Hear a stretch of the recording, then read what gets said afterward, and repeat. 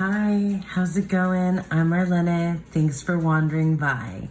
So it's been quite some time since I've done a tarot and creative writing activity.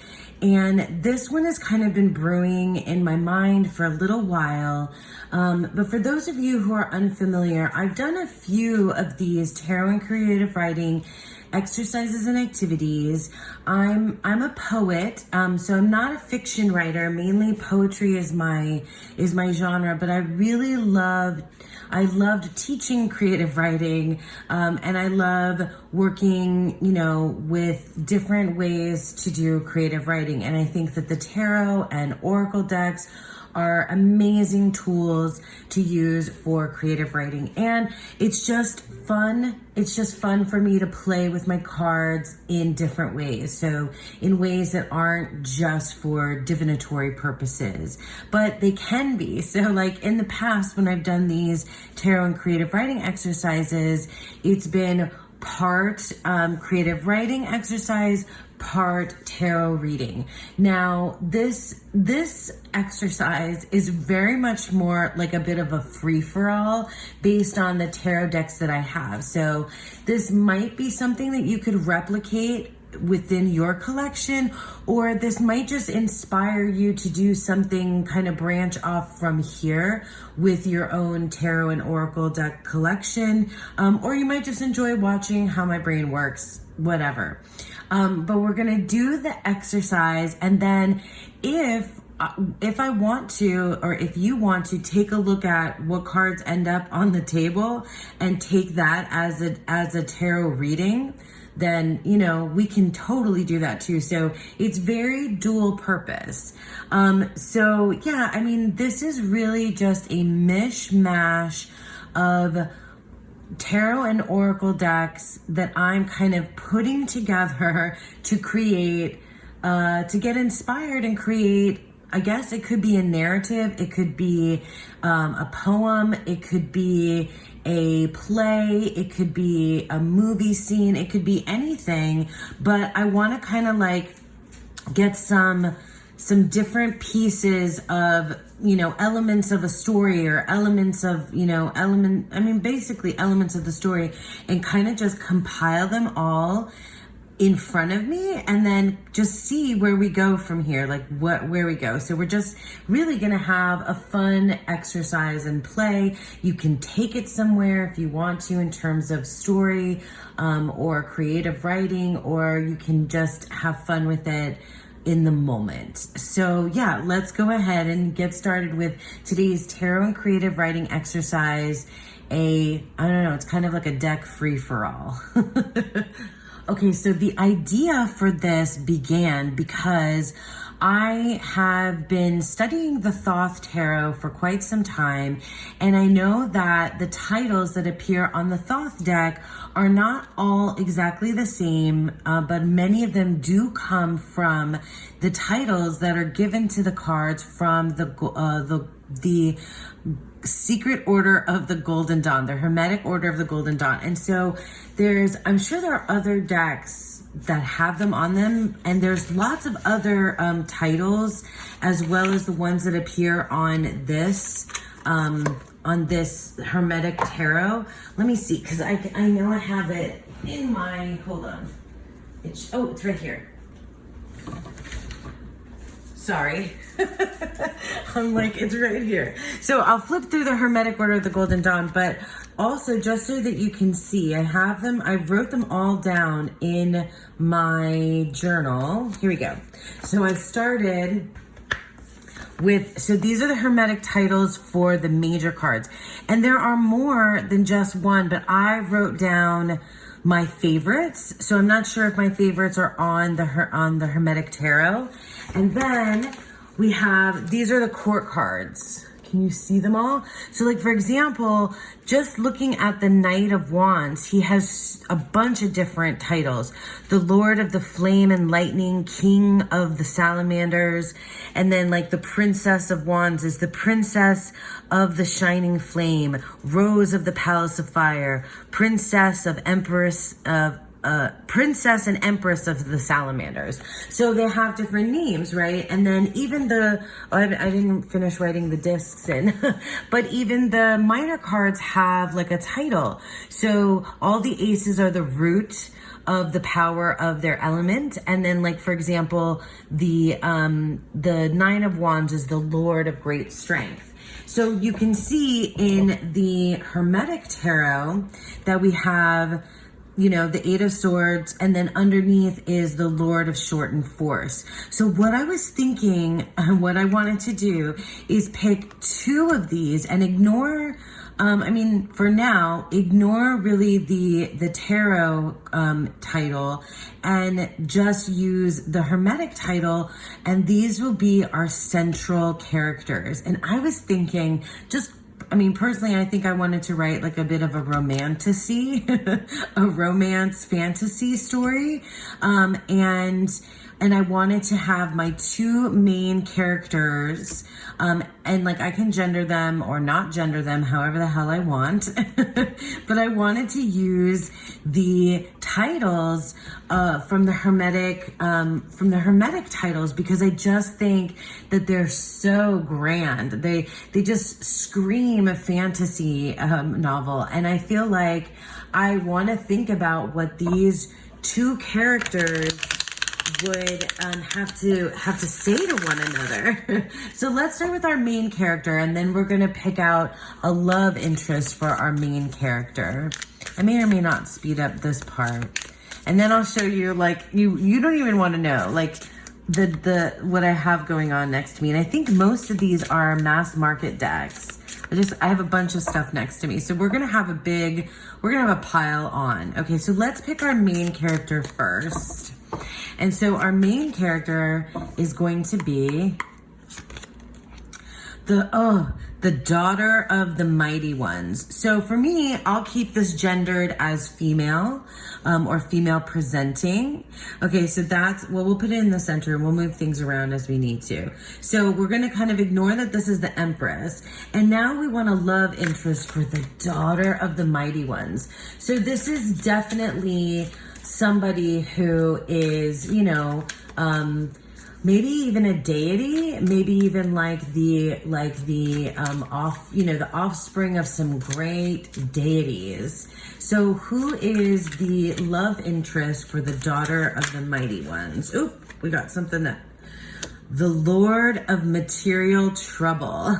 So all of the minor cards are lords, but you can switch things around. Like you can pull, like you could pull, or you can just even look up the Hermetic titles. You don't have to have the Hermetic Tarot. So our two main characters, our main character is the daughter of the mighty ones, and her love interest is the Lord of Material Trouble. So I'm thinking that this person is quite sneaky, maybe a thief of some kind. Somebody who is maybe poor while she's rich. Okay, so that's the titles for our main characters. Now, what I did is I grabbed out the Mythos Tarot. Now, this is a Greek mythology tarot deck, and I honestly really struggled with using it, and it was in my purgatory bin, but I recently took everything out of my purgatory bin. I need to make another video about that. But anyway, I took everything out of my purgatory bin, and so this deck is a pure portraits deck. So what I think I want to do is I want to place on top of this these portraits, and we're going to ignore the Greek. We're going to ignore the Greek god association, and we're just using this deck for its visuals. So we're going to, and I guess it doesn't have to be, whoever comes up, for whomever, it could be cross gender. I don't really care. Like, it doesn't matter. Like, you can play with all different kinds of things. So we're going to shuffle, and we're just going to use this deck. I guess I should show it to you really quick. It's beautiful. It's like beautiful. Like and I know I've shuffled everybody upside down into here, but it's it's a stunning deck of portraits, you know? It's a stunning deck of portraits. And they're mostly all young, maybe not all. But anyway, I think it would be fun to use these as like a visual, you know? And if you have portrait decks and you've wondered kind of how to, how to read with them, or you wanted to do something different with them, this is like a good idea. So we'll see. Let's see what happens in terms of like age and gender presentation here. So we'll see. We're going to, and like I could intentionally just go through and pick which one I wanted, but I thought it would be fun to shuffle. So let's see who the Daughter of the Mighty Ones is what they're going to look like. And again, we're going to ignore the Greek god association here. All right, so we have the Daughter of the Mighty Ones looks like this. Okay. So this is more male presenting to me, but that's fine. So the Daughter of the Mighty Ones, and we're going to ignore their association there with the Greek myth. So our main character, Daughter of the Mighty Ones, is going to fall in love with the Lord of Material Trouble. And the Lord of Material Trouble is going to look like this. Ooh, okay. So, wow. All right. I think this is cool because I kind of like seeing the love story here already. Yeah. So this is really interesting. They even have similar like color backgrounds. So this person is definitely younger, maybe just slightly younger than this other person. So the Daughter of the Mighty Ones. So don't look at these. Don't look at the title or the the tarot or the Greek mythology associations. Okay, so now we have our love, our pair. I still feel like they're coming from, it's like star-crossed lovers kind of territory. They're coming from different places. So I probably should have started with this one, but this is the Naturescapes Tarot. And so I decided what I wanted to do with this, because this is a deck of landscapes. You may or may not have a deck that, has landscapes in it, or maybe you do. So I thought what would be obvious here is to have this be our main setting. So we have our two main characters. It doesn't have to be a love story, but for me, it's a love story. And then with the Naturescapes Tarot, we're going to come up with our setting. This is our main setting for this land.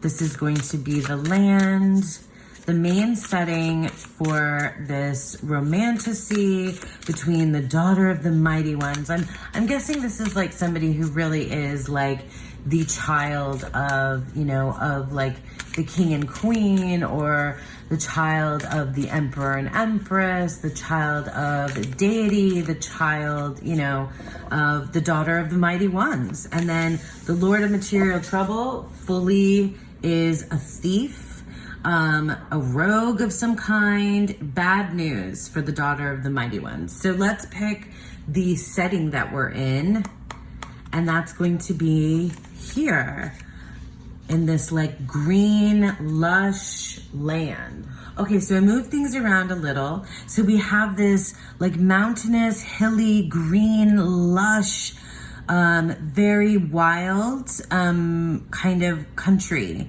Maybe a little farmland. I don't know, but this is where we are. And we could name this place, the land of, rolling hills and cloudy skies,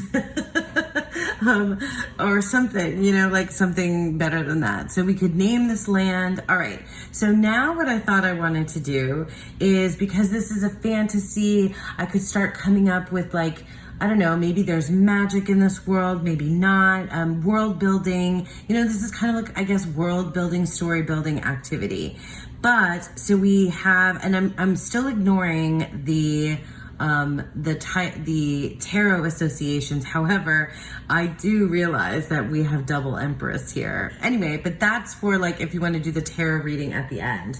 So what I wanted to do next is give our pair animal companions. So I have here, this is the Untamed Spirit Animal Oracle, one of my favorites. I was trying to stick to as many of my mass market decks as possible, and I wanted to give our main characters some animal companions. Wouldn't that be fun? Okay, so we're going to, oh, have I shown you this before? It's all black and white. Well, I've shown this to you before, but just not in this particular video. Geez, I can't talk. Okay, so this is the Untamed Spirit Animal Oracle, one of my absolute favorites. And I think there's lots of different animals represented here. And I like, I love the coloring of this. So I just felt like it would be fun to put next to our pair.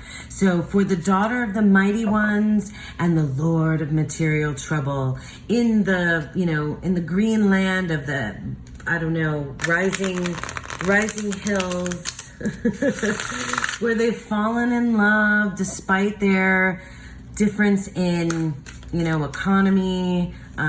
This Lord of Material Trouble is a rogue, a thief, somebody, from the wrong side of the hills, I guess.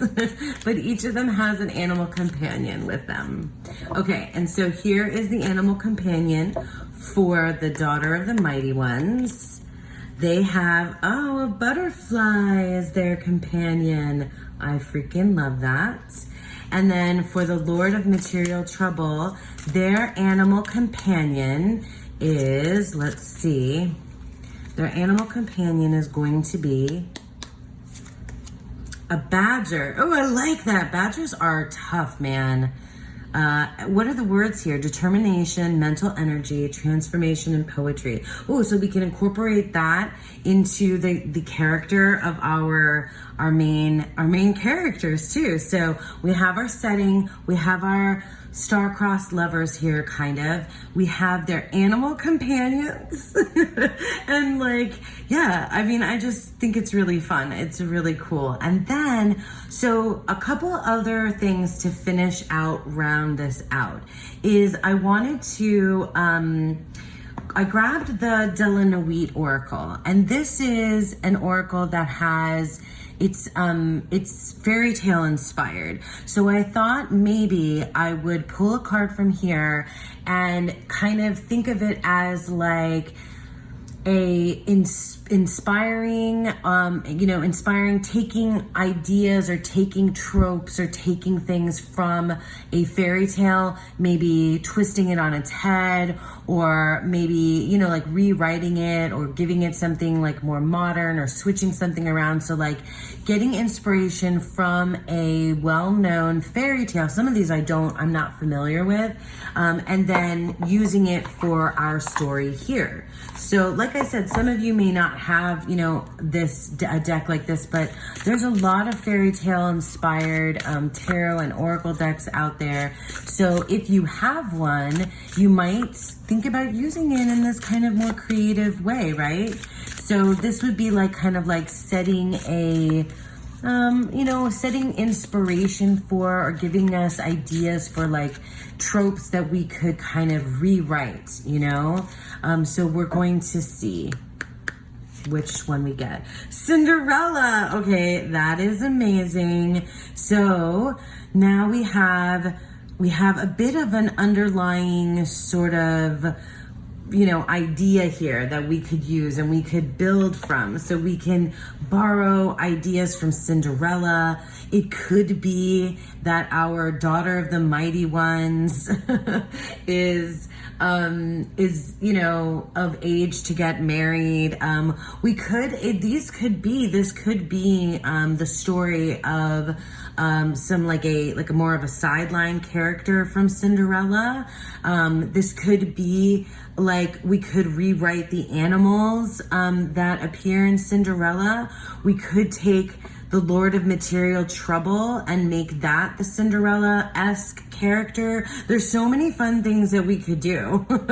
So like Cinderella, okay. So then what I thought also is I wanted to take the Sacred Symbols Oracle, and I wanted to pick one symbol that would give us like our kind of, I don't know, like a symbol that we could use throughout the story or the tale or whatever, that would kind of give us like an overarching theme, you know. So like symbols are there for reasons that kind of are often connected to like an overarching theme. Like, what is this, you know, what is this story really gonna be about? What lies at the heart of this story? And let's use this Sacred Symbols Oracle deck, which I've shown off just recently. It's very straightforward with the symbols, and some of them are more recognizable to me than others. But yeah, we want to, and we can, like, for example, if we get the talisman and then here's this key, then we could like physically, literally use it, you know, as a symbol inside our story, you know, like a rose we could use here, and you know, we could have like a compass and things like that, or lightning could be part of it. So and it could be part of like the magic of this world, or it could be part of like the landscape of this world, or anything that we'd like to use it for. But it will be part of the underlying theme for our story. Or poem. I mean, it could be an epic poem. It could be a play. It could be a movie. It could be anything. It could end up just being a tarot reading for us here at the end too. And you could certainly do that. You can certainly look at it as a tarot reading here at the end. So we have, for our main symbol, we have, release. That's interesting. Where should I put this? Let's put it here on top of Cinderella. Okay, so we have release, and we have a dagger or a knife of some kind. My husband would know exactly what kind of knife that is. So, okay, so there's definitely going to be like the type of weaponry is going to be a big part of this land and this world, and what's keeping like our main conflict too. It could be the main conflict. I guess that could be, yeah. I didn't think to pull a card that suggests what the main conflict could be, but the symbol could certainly be that, because if our main underlying theme is release and we have this weapon here, this certainly could be the main conflict that comes between our two main characters here, our loves. For me, it's a romance. I always want to make things romance. That's just me. So the Daughter of the Mighty Ones and the Lord of Material Trouble, it's a Cinderella-esque type story, or we're going to draw from that. And the main conflict or symbol here is release, and like weaponry is going to play a key part. We have this weapon here too, and our Daughter of the Mighty Ones doesn't have a weapon. Okay. Oh gosh. I mean, also could be like a gay love story, and oh my gosh, like so many things, so many ideas. Like, oh, I love it. Okay. And then finally, very last thing that I wanted to put in here is one last oracle card to show us like what the outcome would be. So I think, like, you know, I mean, you can always change it, but I liked the idea of kind of already knowing where the story and how the story is going to end, and then kind of maybe backward plan from there. So I grabbed the Sacred Earth Oracle, and I don't know, I just also really love the imagery on this one. So I thought that I'm not sure if these keywords are really going to work for us in terms of like an outcome or ending, maybe, but I knew that this deck had one keyword on it, and it had these beautiful illustrations. So I thought perhaps that this might work. Here, let's do this, because we're gonna have butterfly here. I think I have everybody on. Empress here, this here, and then we'll put the last card over here on this side. So anyway, I showed you, right? So this is ultimately what our outcome is going to be. And I don't know, whatever the word that comes out, like, we'll see how I end up taking that as an ending. And then, yeah, and then we'll take a look at everything as a whole and kind of recap. Okay, so let's grab a card for our outcome or ending. And we got potential. Look at this. So, I mean, this person could also be a character that we can bring into our story as well. It looks like something within. This feels like a priestess to me. And is she holding some kind of fruit? That looks like a pear or something. I'm not sure, I can't tell. So, okay, all right, okay. So in the end, it's about potential. In the end, it's about potential. Can we see it? Do I have to bring this up? I might have to move this up just a hair over here so that everything is on screen. Okay, so, so we have like quite a spread here. We have taking place in the setting of this area, which I've been calling different names, the land of the rolling green hills and clouds. Yeah, and this is the Empress card, which I've been kind of ignoring. So this is the land in which we are in. Then we have our main character is the daughter of the mighty ones, the daughter of the mighty ones. And in this case, they're the Seven of Cups as well, and the Empress. So you could factor that into your character building there. But this seems to be like a young person who's very, I don't know, idealistic. You've got like, it looks like, are they crying or do they just have like light on their face? Anyway, this is the daughter of the mighty ones is our main character. And they have as their animal companion a butterfly. You could even name the butterfly, or it could just be part of like their magic or something. And then, okay, and so for the love interest, we have over here the Lord of Material Trouble, which in the Hermetic Tarot is the Five of Pentacles, the Lord of Material Trouble. I immediately thought of this person as like a thief or a rogue or somebody like, you know, not like more like villainette, you know, villain-like, you know, villain qualities. But then here we have the King of Swords. And again, I'm totally ignoring the Greek mythology, but if you want to incorporate it, you can. So they're gonna fall in love. They're gonna be a love interest for the daughter of the mighty ones. And the whole story is the conflict, you know, or the theme. Well, those are two different things, but I kind of combine them, is going to be this idea of release. And it's going to have things to do around this different kind of weaponry. So we could come up with all different kinds of ideas around like sword fighting, knife, daggers. Maybe this land has been rid of all their weapons for whatever reason, and they've been at peace until, I don't know, this guy starts to make some trouble. I don't know. But I also drew this card from the Nuit Oracle, and we can draw some inspiration from Cinderella. We can have some Cinderella-esque type tropes that come through here. Maybe it has to do with someone going from, you know, like rags to riches, or someone who is treated very poorly. This could be like a cautionary tale for I don't know, like following the rules, things like that. It could be, you know, like you can take it like the stepsisters, you can do all different kinds of stuff. Oh, I forgot to mention that Badger is the animal companion for our love interest, the Lord of Material Trouble. I love that idea because badgers are kind of badass and you don't want to mess with a badger.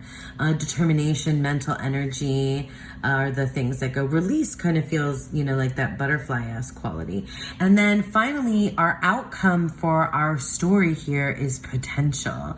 So maybe this means that this story is really just the beginning of a longer series, you know, of stories that at the end of this, there is like the first, you know, the beginning of this story where these two meet and fall in love, and then the potential that they have together. I don't know. I mean, that's where our ending, we got to end with potential. The ending of the story is potential. And yeah, I mean, you can take a look at all of this stuff in terms of a tarot reading if you would like to. You can look at the keywords: transformation, poetry, determination, mental energy, potential, Cinderella. We have double Empress here, energy. We have the Seven of Cups, the King of Swords, and the Five of Pentacles. So all of that could come together for a really good tarot reading as well. But that's it, I think. Yeah, that's it. This is a kind of mishmash of free-for-all tarot and creative writing. I think the other tarot and creative writing exercises I've done have been maybe somewhat similar, but this is really feels like character world building, idea building. This feels more like a brainstorm land than actually, you know, the writing itself. I don't know. I mean, maybe all of them have been similar in that way, but I just like this idea of playing with these titles, of playing with these portrait decks, of playing with these landscape decks and these animal decks and things like this in order to kind of give me a roadmap for a story.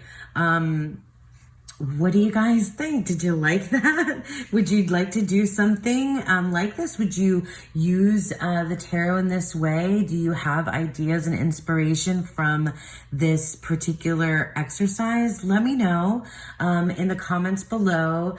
Thank you so much for sticking with me. Again, I really hope that you enjoyed this tarot and creative writing exercise. Tell me what you think, and I hope that you all have a beautiful, wonderful day. Bye.